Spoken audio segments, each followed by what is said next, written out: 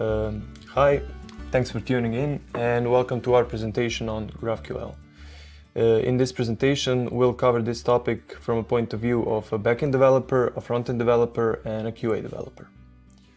First, a short introduction. I'm Nikola Vukadinov, a backend developer in HTEC, and I have 5 years experience in the field with just starting my HTEC journey with less than a year being here. And next to me, my teammates Mario Petrovic and Dino Rac will also present. And the three of us are working on a project for a US-based logistics, mobility, and neighborhood kitchens provider. And we're working on a new platform with microservice and micro-frontend architecture. Moving on to the what we'll cover today, I'll give a short general introduction, and then I'll give a point of view of a backend developer. After that, Mario will give his point of view as a frontend developer, and after him, Dino will give his point of view as a QA developer. And just to note, after the presentation part is done, we'll be doing a Q&A, so feel free to leave any comments in the comment section, and we'll cover them at the end. So moving on to what is GraphQL. GraphQL is a query language and a server-side runtime for executing queries, and in most architectures it's used as an additional layer between the client applications and the various backend services, and it does that by basically exposing an additional a single endpoint through which clients can communicate with basically multiple services in a single call, and for that they can use an intuitive and a flexible query language which is backed by a strongly typed and introspective type system. And the idea is that the query language enables the clients to fetch exactly the data that they require, and that they don't have to hassle with the various implementations of the backend services. And in the next few slides, we'll see how GraphQL achieves it and what are the mechanisms that enable it. So from the backend side, we have the schema and the resolvers, and the schema is comprised of types, queries, and mutations. And the types are defined by a name, a list of fields where each of them has a type, which can be scalar, a list, or other object types. And also these fields can be nullable or non-nullable. And next to these custom types, we have two predefined types, which are query and mutation. And on these types we can define functions, and these functions basically represent queries and mutations which clients can call. And these functions are defined by a name, a list of parameters, and a response type. And next to the schema we have the resolvers, and the resolvers basically provide the link between the schema, that is the queries and mutations, and the underlying data. And from the client side, we can execute the defined queries and mutations, and we do that by referencing the function name, by giving a list of parameters, and by specifying a list of required response fields. And after the queries are defined, they can be sent to the server, and the server first validates the query against the schema, and if the query is valid, it will be executed. And if the execution is successful, we'll get a response which contains the data that we requested. And one thing to note here, in case of most errors, the response will be successful, but the errors will be part of the errors response. So it's a bit different than, for example, working with REST APIs, where we are getting different error codes, and it's just something to keep in mind when working with GraphQL. And from the implementation side, we're using Apollo GraphQL platform on our project, which provides all the tools that are required while working with GraphQL. And from the client side, we have various client implementations in various programming languages. And from the backend side, we have Apollo Server, Federation, and other tools for the backend side. Moving to the backend part of the presentation, as I mentioned, we're using Apollo Server, and it's a Node.js server which provides the backbone for defining the schema, the resolvers, and the data sources. And it also provides the functionality of executing queries across the defined schema. And in addition to that, it also includes GraphQL Playground, which is a web application which allows schema documentation overview. It allows typing out queries with autocomplete, executing those queries, and overviewing the results. And we're also using Apollo Federation, and it allows basically unifying multiple GraphQL services into one. So it does that by unifying the schema and allowing query execution across multiple GraphQL services. It also provides federation on the type level, and in that case, a type from one service can reference or extend types from other services. And now I'll move on to the fun part, the demo. So I've made a small setup here. So here we have 3 different services, and we have a GraphQL gateway which unifies them in a single service basically. And if we take a look at the source code, we can see that each of these services is defining a type which is specific to that service, and it's also referencing types from other services. And that referencing is implemented by extending that type by using this key directive, which references the name field as a key. And in some real-world scenario, this would be probably some identifier which is shared between, for example, microservice databases.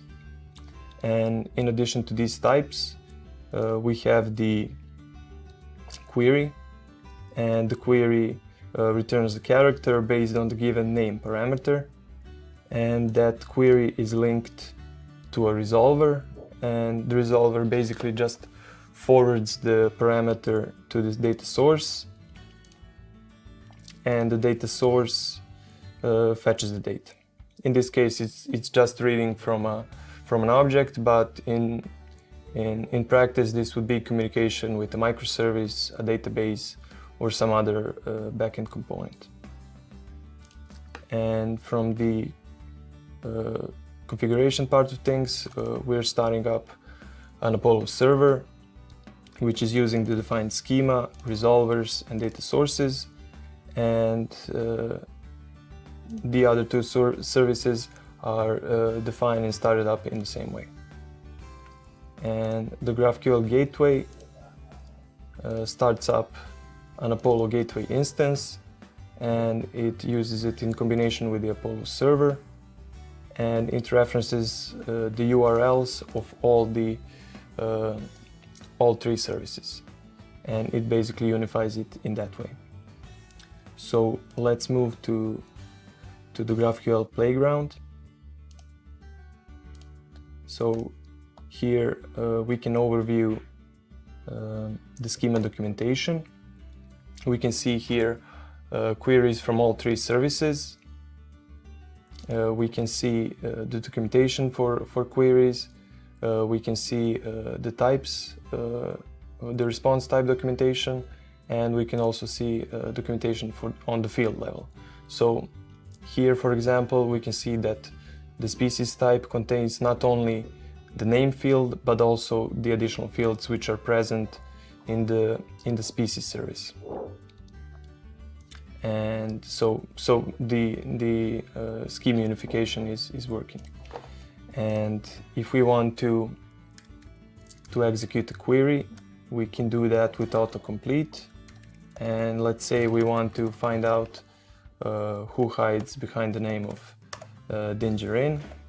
And if we execute a query, we can see that it's Mando or Mandalorian.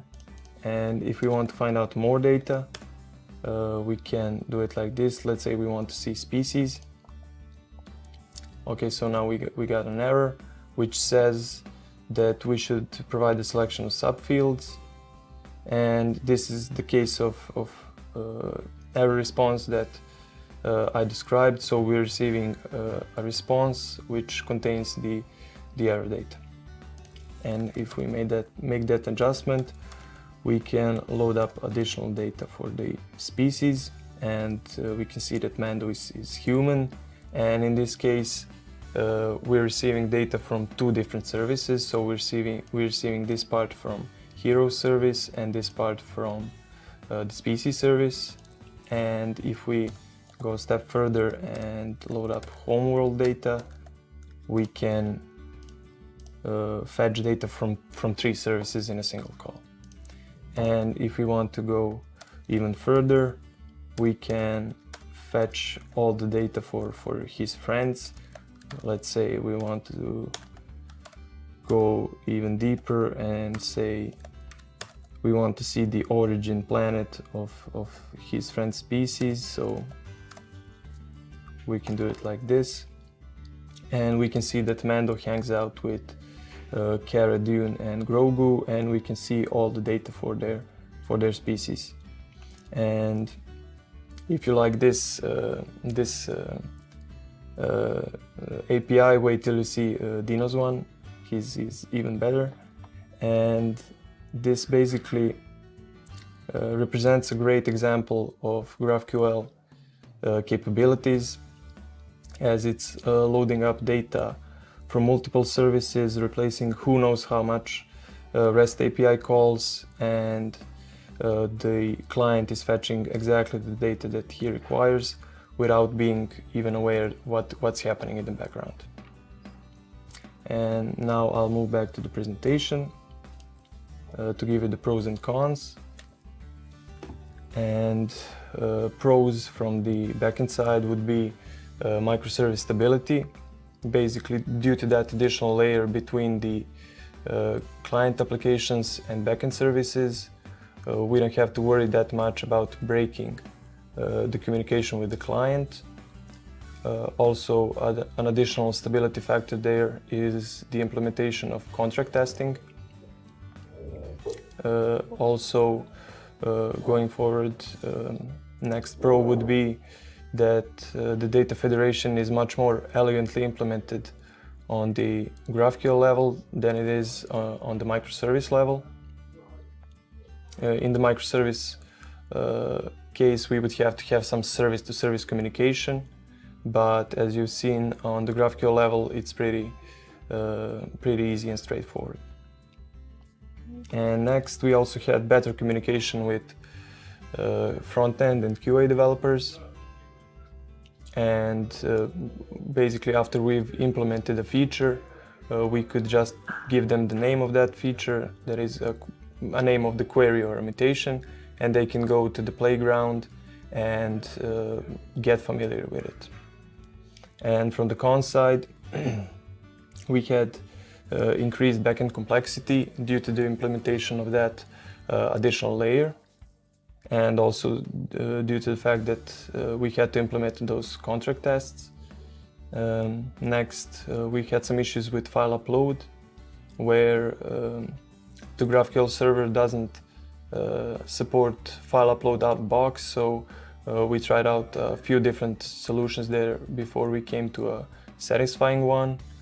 And next, also, we had an issue with the single GraphQL endpoint in combination with authorization, because in our setup the authorization is in a level above GraphQL. So due to the fact that we had some queries and mutations that required authorization and others that do not, we had to split the endpoint basically into two and provide different authorization for those two endpoints.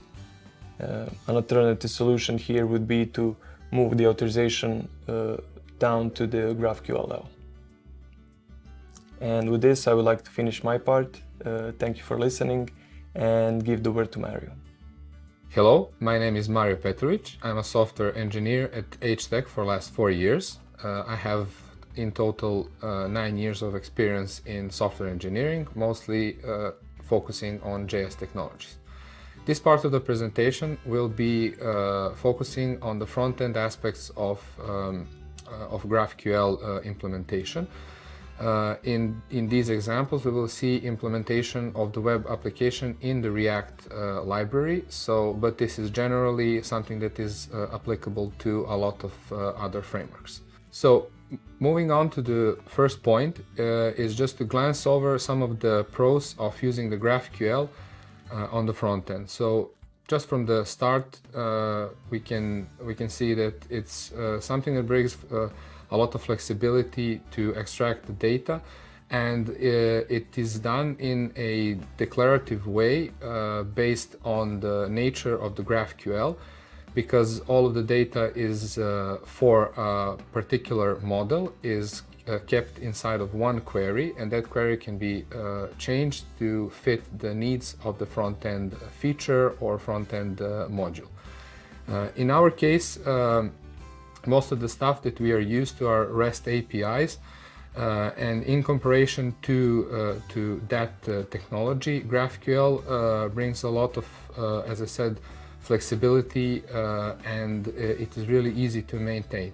It doesn't mean that it's easier to maintain from the REST API, so comparing to REST API, but it's really easy to maintain from the perspective of using the technology itself. It's really declarative to use, and to extract some data from the same model or the same query is something that doesn't require us to depend on the backend developer, and it brings us ease when we need to create a new feature with data from the same query. Also, in combination with the TypeScript, there is a really good auto-completion and runtime linting. This means that we can eliminate a lot of potential errors that we stumble upon while developing in comparison with the plain JS or native JS. Also, regarding the Apollo client, it's really well documented, and it has a lot of well implemented components for all of the major libraries and frameworks, such as React, Angular, Vue, and the others. Moving on to the bad sides of the GraphQL on the front-end side, which I wouldn't call bad sides per se, but more of the challenges or inconveniences. In our experience, what we did on our project was to create a lot of queries that we can use on the front-end side, and they are really easy to use, but it requires just a switching of the mindset that we had already with the REST API. So most of the inconveniences are based on preconception of knowing REST API beforehand. So also the stuff that gives, let's say, complexity in using GraphQL in comparison to REST API, it just brings a learning curve in general, and also making complex queries that bring complex data such as nested arrays and a lot more stuff that needs to be recursively selected. This brings a lot of complexity, but it is actually doable, and it's not impossible, thus making it a perfect tool for creating a really good development experience.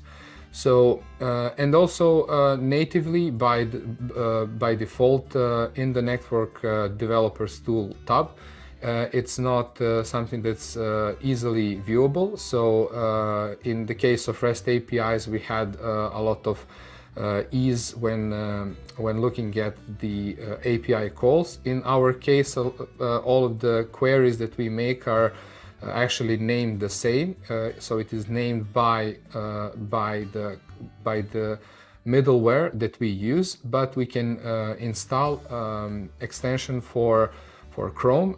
It's also available for Mozilla and also for Opera. So moving on to usage of the Apollo client itself, the stuff that we actually used on our project, which is something that made a lot of convenient boilerplate for us. In our case, as I said before, we use the React application as an example. The setup is really easy, it's straightforward. As we can see on the right side, the Apollo client is just a simple instance. We already did the same thing using, let's say, Axios or any other abstraction over the HTTP calls. In our case, we created an instance of Apollo client, and below that we made auth middleware and error link. These two are, let's say, in a way, compared to the REST API, these are interceptors that can intercept every single call and decide what would be appropriate action, either to attach a token, handle an error, show message, log out the user, redirect, or anything that we usually do in the cases of having an error or some data. Also, we have a provider-consumer pattern inside of the React. So for those that are familiar with that, we'll see this as a really convenient thing. So we provide the whole application with our provider and the client, and it's ready to go. Also, for the testing purposes, the Apollo client React team created a provider itself, so we can use it with ease and test our code, provide the mock data, and so on. As far as the implementation goes, so the specific implementation for the queries and mutations, we can see in these two examples we are using the hooks. So the hooks are React concepts that are familiar to those that work with them, and we can see here that having to use lazy query and use mutation gives us a flexibility and really easy boilerplate to figure out. So also when we are querying something or making a mutation, it's really straightforward thing. We just provide the variables that the query itself is requiring, and also catching all of that data with useEffect or any other hook that's provided by the React natively. This is a really convenient thing. We don't need to make any abstractions over this, because this is an abstraction itself over the GraphQL. Also, making the queries is a really simple thing. It's done the same way it is done actually for any other native JS application, so it doesn't need to be a React. Thank you for listening. If you have any questions, please leave them in the comment section below. Moving on forward with the next section, we will see how the development is from the perspective of the QA engineer. Hi all, my name is Dino, and I'm working with Nicola and Mario as a QA. I have 5 years of experience working as a QA automation.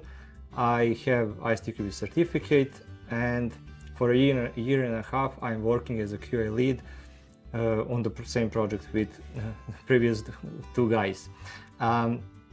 In my part of presentation, I'm going to explain you how to test manually and through automation GraphQL. So let's see how things are going. In the first part of presentation, I'm going to explain you how to set up and execute GraphQL calls through the Postman. The reason for that is because Postman will be used because of the preconditions that I need for automation part. So after that, I will explain you also how to use necessary libraries for automation, and after that we will quickly go through one of the example with Java framework. So let's start first with Postman. Postman is, as you know, the GraphQL tool that can be used for manually execution of your test cases. As I mentioned, I will use it because also I want to check some things and to prepare them for my automation part. So let's see how can we set up everything that we need. First, as Nicola mentioned, we can use the playground. So also I will download my SDL file from the playground and store it in my computer, and after that we can just pick this file, we can open the Postman, import this SDL file, we can select the GraphQL part, and after that we can click on the generate collection. After the collection is generated, we will have something like this. So as you can see, one of the requests is already auto-generated. We will have the query part that will contain all necessary data that we want to receive, and also we will have the variables part. Variables part we will use in our automation part later, and also we will use it for our positive and negative test cases. So bear in mind this picture, because with it I will try to explain you also which libraries I'm going to use in my framework to basically execute everything from here in my framework. So let's see. As you can see, REST Assured library will be used as a library for sending the whole request, but before that I need to prepare my body for this request. Because of that, I will use the file reader library, because I'm planning to store the query part in it. I think it's most convenient and elegant way. For variables part, I'm planning to use JSON. You can also use Jackson, but yeah, my personal preference is using the JSON for creating the variables part, and Jackson library can be used for combining those two and sending everything in the REST Assured together. So now I'm planning to explain you everything how it's working in the real scenario. So first I'm going to switch to Postman. We have here one Rick and Morty API that when we send the ID of our character, we are planning to receive the name, status and the gender of this character. So first I will trigger the request to see if this API is working properly. As you can see, I received the name, status and the gender, and because of that I am able to continue with my automation. So as I mentioned previously, some things I will use in my automation framework from the Postman, and that part here is the query part. Basically I'm planning just to copy it and to paste it in the file in my framework. So now I'm planning to switch to IntelliJ and to show you how things are working there. So as you can see, I have the query part stored in the GraphQL file. So after that I can go with my code. First, as I mentioned, I am using the file reader library that will be read the file, the query part, and I'm going to convert it to string. After that I'm going to create the hash map, because that's the most quickest way for me to store the variables part. So I'm putting the ID of the character in the hash map, and later on I am going to convert it in the JSON through the JSON library. So we are now going to the combining part, I can say, for those two parts. So for that I'm using the Jackson library. So I'm using the object mapper class first to create object node. Object node will store the values of the query part and the variables part that are previously converted to string. So now object node contains the content of the both parts for the body, and after that I'm going to write it as a string, and with that I'm ready to just send this body as a part of my request in the REST assured. Everything else here in the REST assured is pretty much the same that we are using also in our regular API testing. And since this is test, we are planning to something to check. So I will check the response and see if the name, status and the gender is correct, and we will receive everything that we want, also like it is in the Postman. So now I will run my test case. Test case is running, and soon we will see that, as you can see, the query and variables part are here, and we received the response as we expected, and the green checkout means that the test is passed as we expected. And with that part I will conclude my part of presentation. I hope that it was helpful for you guys, and after that we can go to Q&A section.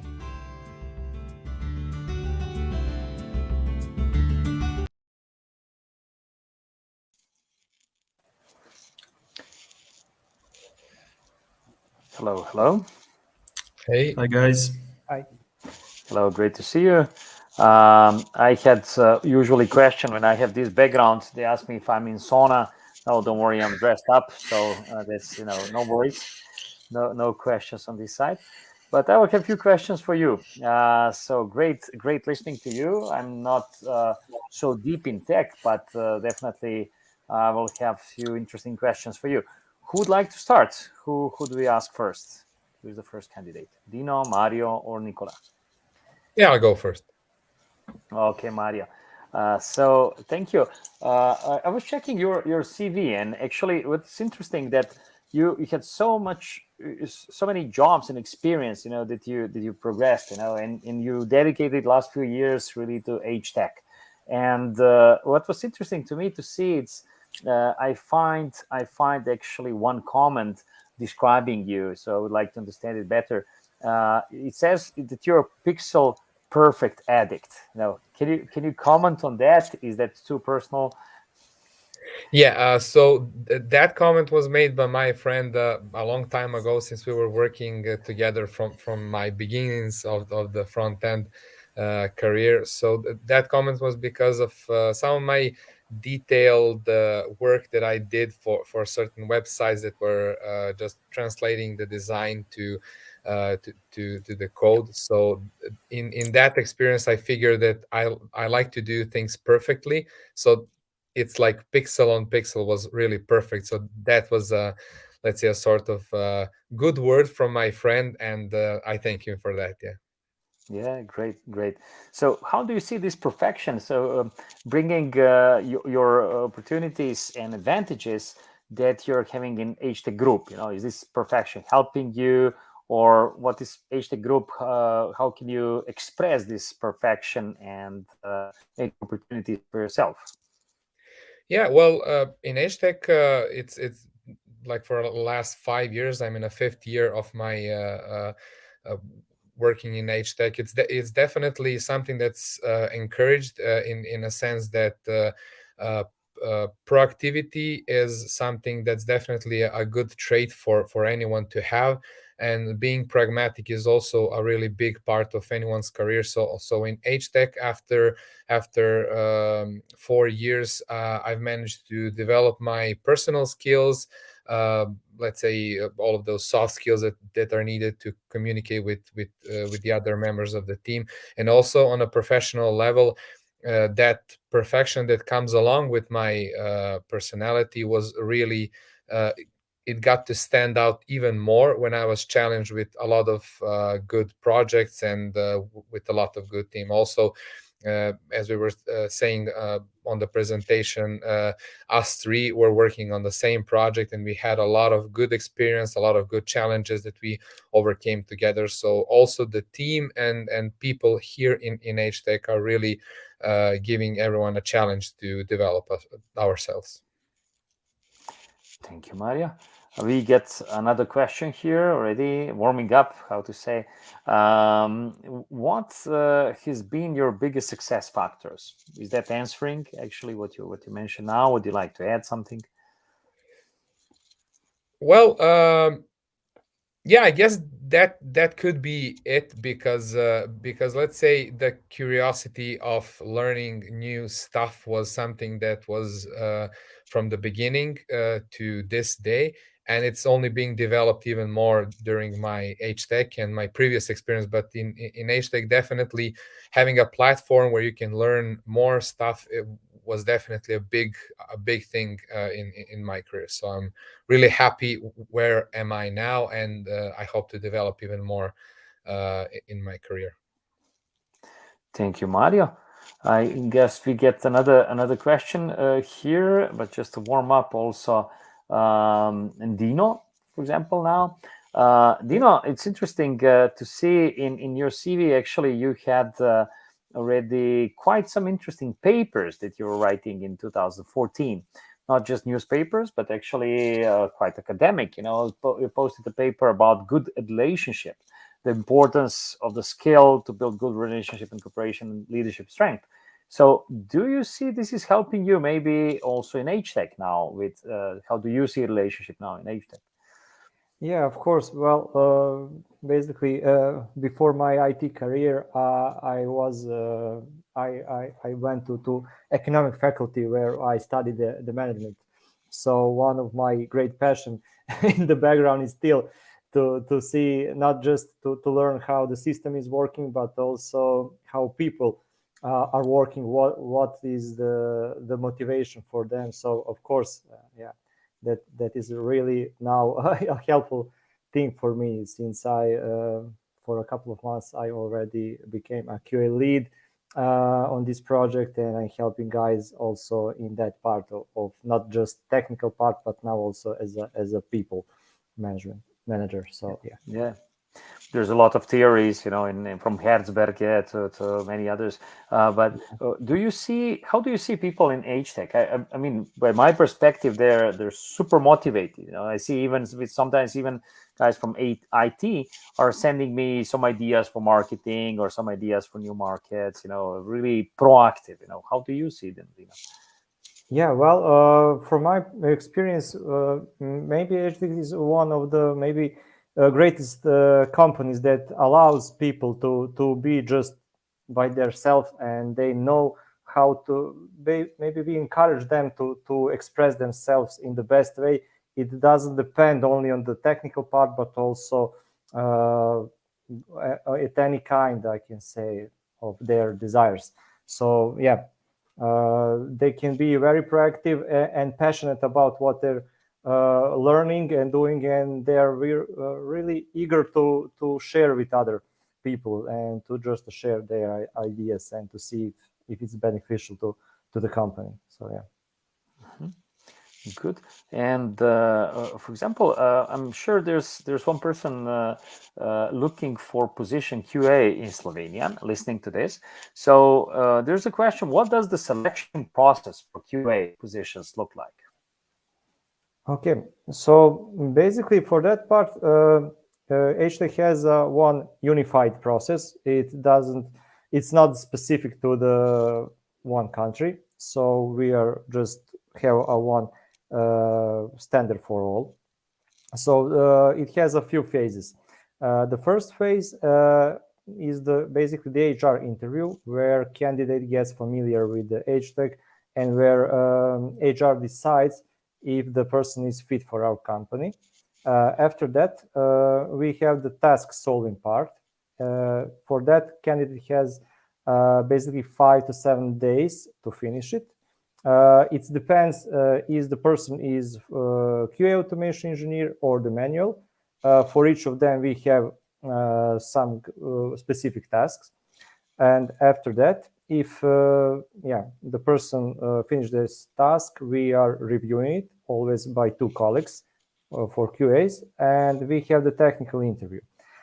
Basically, I like to call it just, how can I say, it's a conversation. It's not the typical interview. It's basically the talk between experts. in that field to see what was the pros, the cons of that person did, and what they should improve in this task. And we just want to be familiar with them to see how they think, what are their motivation, why they want to change the company, and basically that's the last part for the candidate. And if everything works okay, they will receive the offer.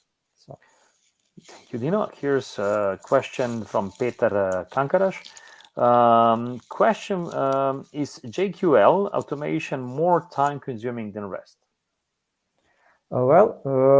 Basically maybe it looks like it is, because we have some extra steps to automate in the beginning, but after that basically we can say that it isn't, since we can reduce the assertions in our tests. So basically the checking of that is pretty much the same, and the average time at the end is the same, and the maintenance of those test cases is also much easier than the regular REST.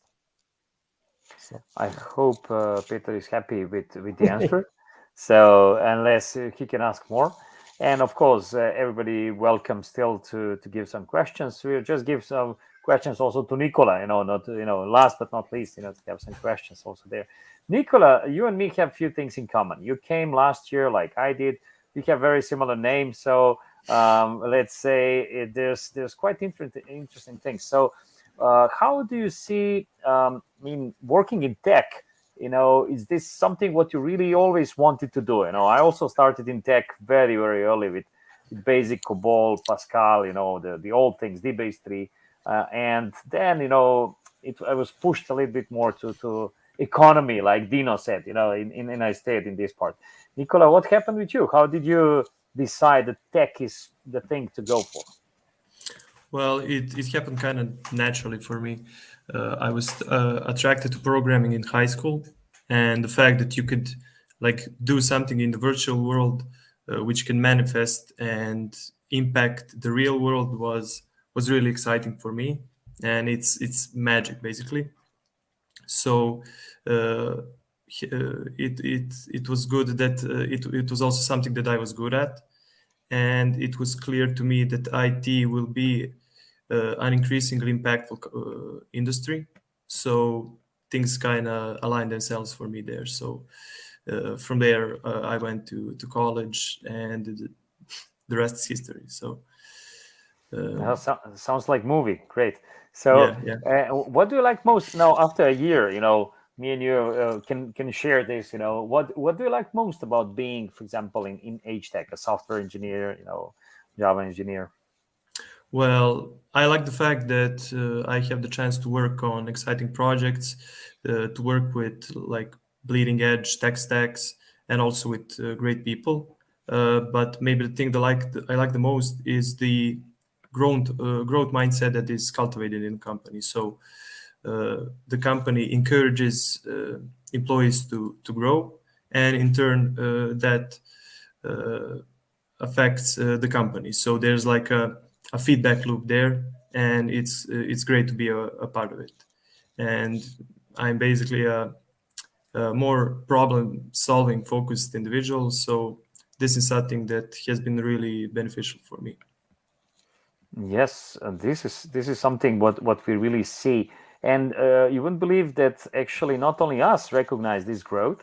I found actually today that President of PM of Slovenia tweeted about HTEC on Sunday afternoon. So he's not watching any real time shows. He was tweeting and reading. That HTEC is growing and looking for 100 people in Slovenia. So I'll share it. It's even a tweet that he shared about HTEC. I was really proud, actually. So this growth mentality, Nicola, what you mentioned, it's recognized also by even PMs. So how we want to grow and how we are growing. So to ask you another question. So we are still fresh, in HTEC. So what do you do when you're unsure about how you achieve the goals on the project or you're working on? So who do you ask, or how do you react? How do you find best solutions? Well, I first make sure that I understand the problem. So I would get everyone involved and make sure that we understand the goal well. And after that, I would investigate the potential solutions to that problem by consulting the people in the team and also online resources. And if that fails, I always know I can go outside the team and contact someone in the company that had maybe experience with that, or I don't know. I guess in most cases we would find that person, but I think hiring an external consultant isn't out of reach, knowing HTEC. Yep. But many times, I hear talking with clients, it's kind of, this is too easy for HTEC. Do you have something more complex? Can you give us more, tough cookies, let's say, to solve? And it's really knowing the senior and all our VPs. It's really looking for challenges. Being challenged, and this is also making us grow. Every time that we go forward. Yeah. Good. We have a few more questions. Here to rotate a little bit, I will ask also Mario. So what is your greatest career strength? If you put it this way, this is how I read it. Yeah. Well, let's say that definitely after years of experience, I learned to listen more to other people, and I guess after learning that skill, everything came in organically, because a lot of new stuff that was coming towards me from other people was something that I could have learned on my own, but it was, let's say, a faster approach. And I guess having that collaboration with other people, even though sometimes it's maybe counterintuitive to be part of the team, and sometimes a person can do everything faster than maybe three or four people in the team. But I think that definitely just learning to listen and to understand others' perspectives was definitely the, let's say, the most generic thing. There are specific things in my career, but let's say that's most important one. Thank you, Mario. You reminded me again. Listening is so much important. I'm talking too much, many times. So he'll be listening more. So thank you. And Dino, I have one more for you. How we're talking HTEC, and sometimes it's talk the talk, but I really feel what you mentioned, growth. In a way, it's also walk the walk. How we say. So how does HTEC support your professional? Let's say, but also personal growth. If you're all the time talking about the growth, how do you see this support? I can say that HTEC has a couple of ways to empowering people for their personal growth. First, maybe, and for me, most important thing is that basically that HTEC has a lot of senior employees, and just by working to them on daily basis, it's really helpful for me for basically any kind of situation that I have, just not just maybe technically or the business, but also as a person. Also, we have the Tech Excellence Office that provide support for persons' technical growth. Also, we have the People Office that supports people regarding their basically developing their soft and leadership skills. And also, we have the mentorship program that is basically dedicating the person to mentee. So mentor will help him on one-on-one meetings to improve and growth in that specific skill set that person determined that he or she need to empower.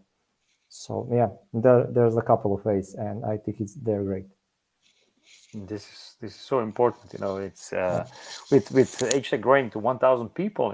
It's really dedication to take care of people. And but I'm happy that also HR team, or how we call it, people team, is growing so fast that a lot of programs are growing, and I hope it will be a great help also to the new interns.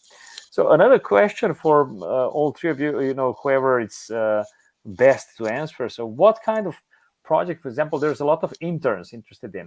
There was few from on Saturday we had an article about HTEC, and there's a lot of people that would like to move to tech and become interns.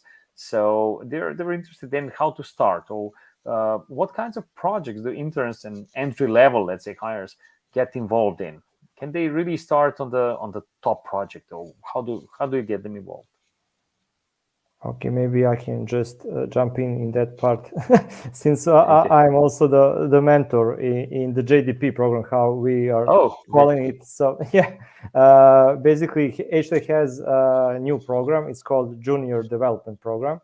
It's quite new, but since this was the first iteration that is finished, we can say that it's really effective. We hired a lot of people from there. So that how this program looks like.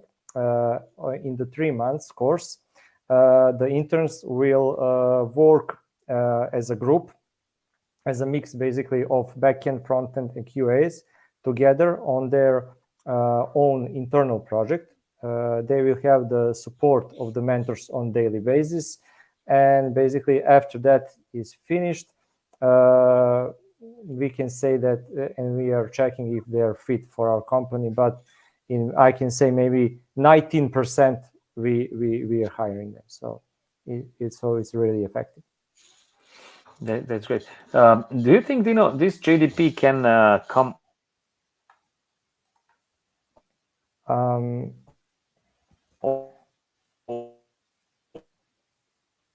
Nico, can you please repeat?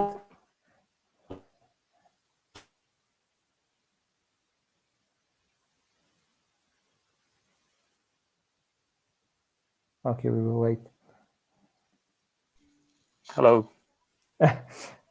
Okay, so something was glitching. Can you please repeat the question? I'm somewhere high in the mountains, so that's why I know probably the signal is not best. Sorry. Do you think this JDP can be done also on distance? I mean, remotely, or is it just personal? In the future, do you think we can implement it also in other countries? I mean, Romania, Bulgaria, Slovenia, Hungary. Yeah, I think it's possible because of the situation with COVID, there was at this project also a few times that guys should stay at home, and it wasn't really much some kind of obstacle for us to continue with work. So I think it's possible. Maybe with few adjustments, but yeah, it's possible. Good. So I have two candidates, they already applied, and they said it's only at the moment, on the locations, but I have to answer them immediately, so to get in line, let's say, because I believe there's a big interest, right? There's like a few hundred candidates, waiting for this. Yeah. Good. Any closing comments for the end? I mean, we opened quite some things, from tech perspective, from growth perspective, from career, from personal. How would you like to conclude with the last comment? Nicola, Mario, something to add? Dino? Well, I like to add it's great to be given an opportunity to showcase your abilities and something that you've learned. So I would like to thank HTEC for giving that chance, and I don't know, that would be it from my side. Great. Thank you, Nicola. Mario, maybe anything?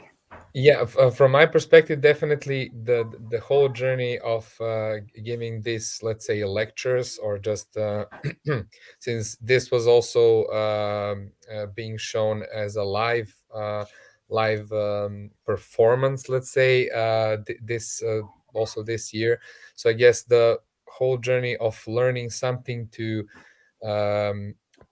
transfer to someone that's listening is a really big deal for anyone if they want to try to learn anything. And I think this can be compared to Richard Feynman's way of learning stuff, that if you want to learn something in depth, you can learn it as you want to explain it to someone. So that's definitely a really good way of learning something new.